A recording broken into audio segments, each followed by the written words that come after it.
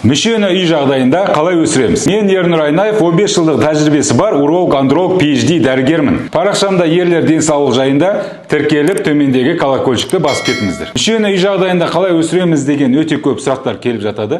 Соларға қазір жауап беретін боламын. Мүшенің размері қандай? Содан бастайық бірінші. Мүшенің размері жатқан кезде 5 сантиметрден жоғары, тұрған кезде 10 сантиметрден жоғары болса, ол мүше әйелді қанағаттандыруға жететін болады. Өкінішке орай бізде көп жігіттер порно кинолардағы мүшесінің размерлері өте үлкен жігіттерді көріп алып, сол мүшелермен өздері мүшелерін салыстырып сынып қалып жатады.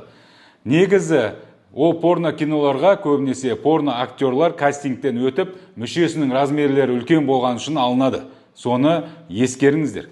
Мүшенің размері 5 сантиметр болса, ол әйелді қанағаттандыруға жетеді деп жатырмыз ғой. Қалай? Себебі қанағаттанатын орган, яғни клитор, ол сыртта орналасқан. 75% әйелдер клиторальный оргазм алады. Клиторальный оргазм алу үшін сол мүшенің размері 5 сантиметрден асса жеткілікті. Себебі оргазм алатын орган сыртта орналасқандықтан. Ал енді көп жігіттер бізде баняға бара алмаймын, мен ұялам, достарыммен ешқайда бара алмаймын деген жігіттерге айтарым. Ешкім мүшесін бір-біріне көрсетуге болмайды. Даже еркектер де бір-біріне мүшесін көрсетуге ол рұқсат жоқ дінімізде. Себебі ол әурет жер болып есептелінеді. Сол үшін Аллах тағала оның бәрін білгендіктен, біз осындай мүшемізбен осындай проблема болатындығын білгендіктен, біздің әурет жерімізді жауып тастады. Даже еркек еркекке, әйел әйелге бір-бірінің әурет жерлерін көрсетуге болмайды.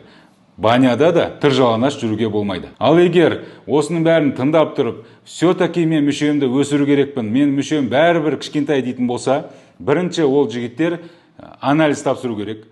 Гормоналдық анализдерін тапсыру керек. Себебі гормоналдық анализдері төмен болып, ол мүшесі сол гормонның салдарынан өспей қалған болуы мүмкін. Егер ол гормонның салдарынан өспей қалған болса, онда ол жігіттердің мүшесін 20, 30, 40, 50 жасында да өсірсе болады. Просто гормон укол саламыз болды. Сол жеткілікті. Ал егер гормондардың бәрі жақсы болып, дене бітімі, өсуі бәрі жақсы болып, тек қана мүшесі ғана кішкентай болып қалған жағдайда, онда үй жағдайында бізде неше түрлі экстендерлар бар, помпалар, гидропомпалар бар, лот терапия дейді, локальный отрицательное давление создавать ету арқылы, мүшеге жиі воздействие жасау арқылы мүшені өсірсек болады. Бірақ ол үшін экстендер деген ол мүшенің басына кигізіледі, мүшені басын созып тартып қояды. Бұл мүшені постоянно тарту арқылы мүшені өсірсек болады. Бірақ ол үшін мүше кемінде 6-8 сағат бір күнде тартылып тұру керек. И солай 6 айдан 1 жылға дейін тарту керек. Сол кезде ғана біздің мүшеміз созылып өсуі мүмкін. Ол бірақ мүше жіңішке болуы мүмкін. Одан кейін оның қалыңдығын көбейту керек болады.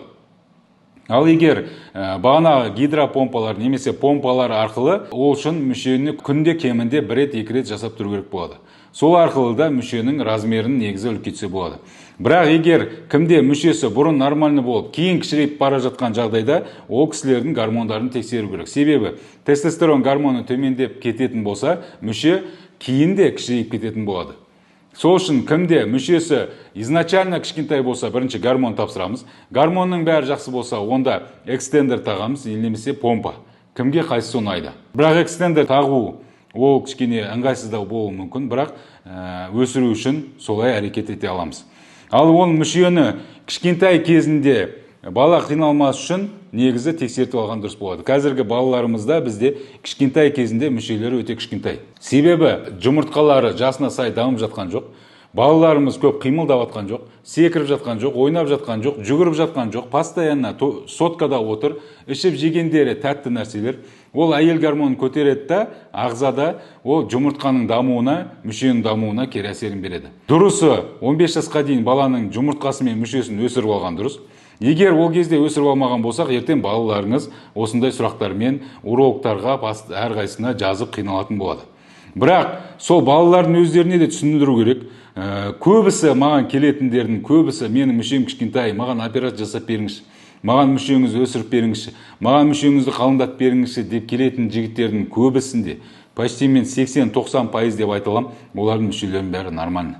Просто олар психологически порно көріп, сол порно кинолардың салдарынан сынып қалған жігіттер. Сол үшін порно көруді азайту керек. порно көрмеу керек мүлде. Мүшенің размерін, нормасын білу керек. Сол норма бізге қанағаттандыруға жететінін түсіну керекпіз. Видео ұнаса подписаться етіп, төмендегі колокольчикті басып қойыңыз, таныстарыңызға жіберіңіз. Келесі жолы қандай видео қозғайтынымызды төменде комментарийға жазып кетіңіз, сол видеоларды қозғауға тырысатын боламыз.